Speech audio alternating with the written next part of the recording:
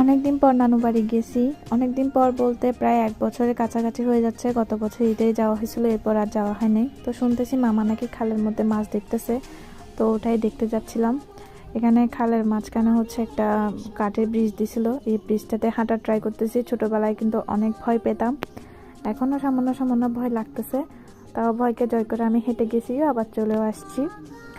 তো এখানে মামা জাল মারতেছিল, এটাও ভিডিও করতেছি। মাছ পাইছে কিন্তু মাশাল্লাহ অনেকগুলো। আর কি করা, দাঁড়ায় দাঁড়ায় মামার মাছ দেখা দেখতেছিলাম।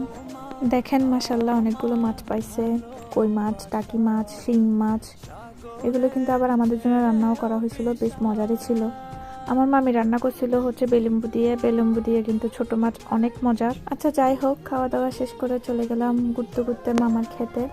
খেতে গিয়ে অনেকগুলো ভিডিও করলাম। ওখানে ভাইয়া ফানি ফানি কথা বলতেছিল, আমিও হাসতেছিলাম। এই যে এগুলোই হচ্ছে মামার ক্ষেত, ফুলকপি, বাঁধাকপি, মিষ্টি আলু, শিম, তারপর ধনিয়া পাতা, কাঁচামরিচ, আরও অনেক কিছুই গাছ লাগাইছে এখানে। মাশাল্লাহ অনেক সুন্দর করে কিন্তু ধনিয়া পাতা হয়েছে। মামাকে বলতেছিলাম মামা অল্প কি আমি উঠাবো, মামা বলতেছে অল্প না, তোর যতগুলো ইচ্ছা তুই ততগুলোই নে।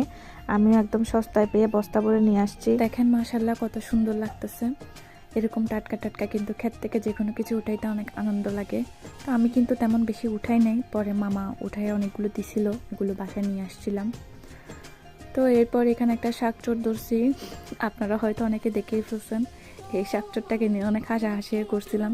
সে আসলে মামার ক্ষেত থেকে শাক উঠাচ্ছিল, আমি একটু ফান করছি আর কি।